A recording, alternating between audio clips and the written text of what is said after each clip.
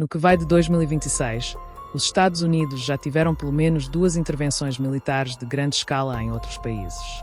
A invasão da Venezuela para capturar Nicolás Maduro e a Operação Epic Fury, na qual se bombardeou o Irã até os alicerces e acabou causando a morte do Ayatollah Khamenei, entre outros 44 altos líderes político-militares iranianos. Algo brutal. Mas sejamos honestos, além dos objetivos e dos resultados dessas operações militares, ninguém se surpreende com o intervencionismo militar de Washington. Os Estados Unidos estiveram em guerra ou em intervenções militares em contra outros países basicamente durante a maior parte de sua história, desde a própria existência como Estado soberano. E aqui não importa se você concorda com seus métodos, suas razões ou suas narrativas. Isto é uma realidade inegável. De fato, é uma constante na história americana. Desde sua independência, em 1776, já se passaram 250 anos. E desses 250 anos calcula-se que os Estados Unidos estiveram em algum tipo de conflito armado em aproximadamente 225 deles. Tudo isso leva a uma pergunta. Por que diabos os Estados Unidos estão sempre em guerra? Embora seja uma pergunta fácil de fazer, respondê-la não é tão simples. Mas é exatamente isso que faremos neste vídeo. E deixe-me adiantar algo. Não é por defesa própria ou pelo bem da humanidade, mas também não é tão simples como dizer que é apenas por petróleo ou outros recursos naturais. Este vídeo não é sobre se os Estados Unidos são bons ou maus. Isso é bastante subjetivo. É sobre entender porque quase sempre estão em conflito. Então peço que você abra sua mente e seja o mais objetivo possível para absorver o que está prestes a ouvir.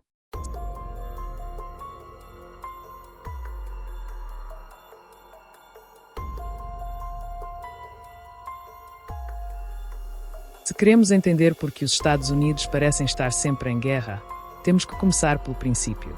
Literalmente, os Estados Unidos nasceram de uma guerra. A Guerra de Independência dos Estados Unidos não foi apenas o evento fundacional, mas também deixou claro que a violência organizada pode ser o caminho para construir um Estado. Sim, isso é verdade para a grande maioria dos países, inclusive em nossos países da América Latina. No entanto, a grande diferença é que os Estados Unidos permaneceram em diferentes guerras durante quase um século depois de sua independência. Durante o século XIX, o país expandeu-se para o oeste em uma sucessão constante de conflitos. Guerras contra povos nativo-americanos, conhecidas como guerras indígenas, disputas territoriais, e finalmente a Guerra Mexicano-Americana, que terminou praticamente dobrando o território dos Estados Unidos. E, claro, novamente por meio da via militar. A guerra não é apenas uma forma de formar um Estado, mas também de fazê-lo crescer e ganhar força. Ainda assim, o conflito mais determinante dessa época foi a Guerra Civil dos Estados Unidos. Essa guerra não só deixou mais de 600 mil mortos, como também construiu os Estados Unidos modernos, consolidou o governo federal, redefiniu o modelo econômico e terminou de selar a ideia de que a unidade nacional poderia ser defendida pela força. Por isso, a guerra está na natureza dos Estados Unidos. Foi o que determinou os primeiros 100 anos de sua história, suas fronteiras, seu tipo de governo e sua identidade cultural. A história dos Estados Unidos se explica através das guerras, goste você ou não. Assim são as coisas. A intervenção militar faz parte da sua política oficial. Este é outro ponto-chave. Washington entendeu muito cedo em sua história que o poder militar é o que constitui uma potência. Sabia que não bastava controlar o próprio território. Era necessário ter influência direta sobre o que acontecia fora de suas fronteiras. No ano 1823, sob o presidente James Monroe, foi formulado o que depois ficou conhecido como Doutrina Monroe. Essa doutrina estabelecia que qualquer tentativa das potências europeias de intervir ou recolonizar territórios no continente americano seria considerada uma ameaça direta aos interesses e à segurança dos Estados Unidos. Oficialmente, a mensagem foi apresentada como uma forma de proteger as jovens nações americanas de novas interferências europeias. No entanto, na prática também representava algo mais profundo. A afirmação de que o hemisfério ocidental ficava sob a esfera de influência de Washington. Em outras palavras, mais do que um simples escudo contra a Europa ou outros países, a doutrina Monroe marcava o início da ambição dos Estados Unidos de consolidar-se como a potência dominante do continente e o principal árbitro de seus assuntos políticos e estratégicos. Décadas depois, essa mesma ideia se aprofundaria com o chamado Corolário Roosevelt, impulsionado por Theodore Roosevelt, que basicamente estabelecia que se houver instabilidade na América Latina, os Estados Unidos podem intervir. Assim, de forma direta. Soa familiar na atualidade, não é? Talvez seja porque, sob essas doutrinas, os Estados Unidos intervieram em países latino-americanos por mais de um século, muitas vezes utilizando a CIA para fazer isso. Inclusive, a captura de Nicolás Maduro em janeiro de 2026 entraria sem problemas dentro do corolário Roosevelt. Embora, na realidade, também responda ao que alguns chamam de doutrina Donroy, uma reinterpretação moderna que Donald Trump estaria fazendo da doutrina Monroe. Segundo essa interpretação, os Estados Unidos têm um papel ativo não apenas para evitar influências externas, mas também para intervir no próprio hemisfério quando considerarem necessário para defender sua segurança nacional e sua influência estratégica. Foi exatamente o que vimos no sul do Caribe. Um processo militar que terminou culminando com a captura de Nicolás Maduro em Caracas, Venezuela. Pode ser que essa captura tenha sido celebrada por alguns de vocês e que outros que estejam vendo este vídeo não estejam de acordo com o que ocorreu. Mas além das opiniões, essa é a realidade e esses são os fatos. O ponto é que essas doutrinas transformaram os Estados Unidos em uma espécie de polícia internacional que determina quando um país precisa de ajuda externa, mesmo que essa ajuda não tenha sido solicitada.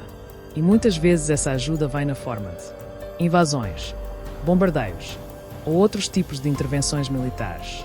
Ao longo do século XX e também do século XXI, cada administração americana reinterpretou essa ideia diante de novas ameaças. Primeiro foi a Europa, depois o comunismo. Hoje podem ser a influência chinesa, o narcotráfico ou recursos estratégicos. Intervir militarmente em conflitos ou situações externas para defender seus interesses está no DNA político dos Estados Unidos. E não apenas por causa de Donald Trump, mas por praticamente todas as administrações americanas durante quase 2 séculos. E isso nos leva ao próximo ponto. A guerra é o que cria as superpotências. Até agora vimos que os Estados Unidos nasceram, cresceram e se tornaram uma potência continental através da guerra. Mas também foi a guerra que os transformou em uma superpotência mundial. Podemos rastrear alguns dos primeiros conflitos externos importantes dos Estados Unidos até a Guerra Filipino-Americana, ocorrida entre 1899 e 1902. Esse conflito começou após um confronto entre soldados americanos e forças filipinas perto de Manila, apenas meses depois de que a Espanha cedesse o controle das Filipinas aos Estados Unidos após a Guerra Hispano-Americana de 1898. Os filipinos, liderados por Emilio Aguinaldo, tinham lutado durante anos por sua independência da Espanha e esperavam que a derrota do Império Espanhol finalmente significasse a criação de um Estado soberano. No entanto, Washington tinha outros planos de expansão. Transformar o arquipélago em um território sob sua influência estratégica na Ásia. Ainda assim, o verdadeiro salto ocorreu com a Primeira Guerra Mundial, o primeiro conflito de grandes proporções em território europeu em que os Estados Unidos participaram. Enquanto a Europa se desangrava nas trincheiras, Washington comerciava, emprestava dinheiro, fornecia armamento e equipamentos. Mais tarde, quando finalmente os Estados Unidos entraram na guerra, fizeram isso perto do final, ajudando a inclinar definitivamente a balança. Isso lhes permitiu sair vitoriosos com os aliados sem pagar o custo devastador que os países europeus pagaram.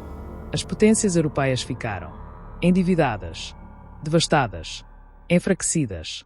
Os Estados Unidos, ao contrário, saíram fortalecidos econômica e industrialmente. Mesmo assim, o grande salto aconteceu com a Segunda Guerra Mundial. Novamente os Estados Unidos entraram mais tarde no conflito. E, exceto por Pearl Harbor e algumas outras exceções, quase nada da guerra ocorreu em seu território. Sem dúvida, as forças americanas tiveram um papel fundamental na vitória aliada. No entanto, na narrativa que muitas vezes se constrói nos Estados Unidos, parece que a guerra foi vencida quase exclusivamente por eles. Essa visão tende a minimizar o enorme custo humano e militar assumido pela União Soviética, bem como as contribuições decisivas de outros países europeus e dos movimentos de resistência que lutaram contra a Alemanha nazista e o Japão. Após o conflito, a Europa e parte da Ásia ficaram em ruínas. Mas os Estados Unidos saíram novamente muito fortalecidos. Sua indústria operava em níveis nunca antes vistos. Produziam armas, veículos, navios, aviões, em quantidades massivas. Transformaram-se no arsenal do mundo. Ao final da guerra, não só tinham a economia mais forte do planeta, como também o exército mais poderoso, a bomba atômica e uma rede de influência global. Assim, tornaram-se uma superpotência. Cada guerra é uma aposta política e também uma oportunidade de negócios. Aqui precisamos destruir um mito muito importante. Os Estados Unidos nem sempre intervêm em guerras por razões morais ou pelo bem da humanidade. Isso pode influenciar às vezes, mas certamente não é o fator decisivo na maioria dos casos. Não sejamos ingênuos. As superpotências precisam defender seus interesses ao redor do globo. Após a Segunda Guerra Mundial e durante a Guerra Fria, os Estados Unidos se converteram em uma das duas principais potências mundiais junto com a União Soviética. O mundo se dividiu em dois blocos políticos, econômicos e militares, e cada conflito regional se transformou em mais uma peça dentro do tabuleiro global, incluindo, claro, a Guerra da Coreia, a Guerra do Vietnã. Essa é outra realidade indiscutível. Superpotências como os Estados Unidos têm interesses espalhados por todo o planeta. Ter negócios, alianças e bases militares em cada canto do mundo traz consigo muitas responsabilidades. Os Estados Unidos, como superpotência, estão obrigados a defender seus interesses e suas posições em cada parte do mundo. E pode soar como uma desculpa, mas em grande medida é assim que funciona a lógica geopolítica, não apenas durante a Guerra Fria, mas até hoje. Se Washington decide não intervir em um determinado conflito ou região estratégica, sempre existe a possibilidade de que outros atores preencham esse vazio de poder. Durante décadas foi a União Soviética.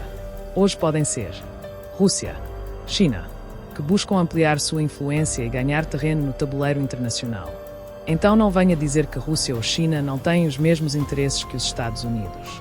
Todas essas potências são predadoras, e nem sempre se trata apenas de rivais. Às vezes até países aliados dentro da OTAN podem aproveitar uma ausência dos Estados Unidos para se posicionar e obter vantagens estratégicas em determinadas regiões. Por isso, a ideia de que os Estados Unidos intervêm em um conflito no Sudeste Asiático, na África ou no Oriente Médio apenas por petróleo é muito reducionista. Claro que existem interesses econômicos. Claro que existem recursos estratégicos. Mas também existe algo estrutural. Quando você é a potência dominante do sistema internacional, manter esse lugar implica agir constantemente para que ninguém o desafie com sucesso. Não intervir também é uma decisão. E na lógica estratégica de uma superpotência, às vezes não intervir pode ser mais caro do que intervir. E sei que isso pode ser difícil de compreender a partir da nossa perspectiva cotidiana, a de civis ocupados em resolver os problemas do dia a dia. Mas para os Estados Unidos, no nível macro, a equação é diferente. Dentro da arquitetura de poder que ajudaram a construir desde 1945, muitas vezes percebem que não podem se permitir ficar de fora de certos conflitos ou regiões-chave. No final, intervir, e muitas vezes lutar militarmente, foi um dos fatores que levou os Estados Unidos ao topo da hierarquia internacional. E essa posição, uma vez alcançada, também implica a pressão constante de defendê-la e mantê-la. A guerra é um negócio muito grande e lucrativo. Existe algo de que quase não se fala. Na verdade, é uma conversa incômoda para os políticos americanos quando se discute porque os Estados Unidos intervêm tanto. E é que a guerra ou os conflitos não são apenas política externa ou ideais. Também são estrutura interna. Depois da Segunda Guerra Mundial, o gigantesco aparelho militar que havia sido construído não desapareceu nem foi desmantelado. Pelo contrário, ele se institucionalizou e cresceu enormemente. Já em 1961, o próprio presidente Dwight Eisenhower, que havia sido um general fundamental na Segunda Guerra Mundial, alertou sobre o poder do chamado complexo militar industrial. Ou seja, a aliança entre o Pentágono, as empresas de defesa e o Congresso. O que isso significa? Que existem milhões de empregos, contratos bilionários, inovação tecnológica, universidades e indústrias inteiras que dependem direta ou indiretamente dos gastos militares. Empresas modernas como Lockheed Martin, RTX, Northrop Grumman, fazem parte central desse sistema econômico e tecnológico. E quando um país investe centenas de bilhões de dólares por ano em defesa, isso gera inércia. Isso não significa que exista uma sala escura no Pentágono ou na Casa Branca onde alguém diga: precisamos de uma guerra para vender mais mísseis. Isso é simplista demais e muito hollywoodiano. Mas a ideia básica não está totalmente errada. Agora, também não devemos cair no extremo de pensar, como alguns fazem, que o complexo militar industrial é uma espécie de força secreta que controla o mundo, como se fossem os Illuminati. O que muitos ignoram é que empresas tecnológicas como a Apple, sozinhas, faturam aproximadamente 7 vezes mais que os 5 maiores contratantes de defesa combinados. E se olharmos para outro setor como o farmacêutico, os números também são reveladores. A indústria farmacêutica gera cerca de 3 vezes mais receitas que esses mesmos gigantes da defesa. Isso ajuda a colocar as coisas em perspectiva. A indústria de defesa é estratégica e muito influente, mas não é o maior setor econômico do mundo nem o que mais dinheiro movimenta. Mesmo assim, continua sendo uma peça central do poder geopolítico dos Estados Unidos. Nos Estados Unidos, a guerra também constitui poder político interno.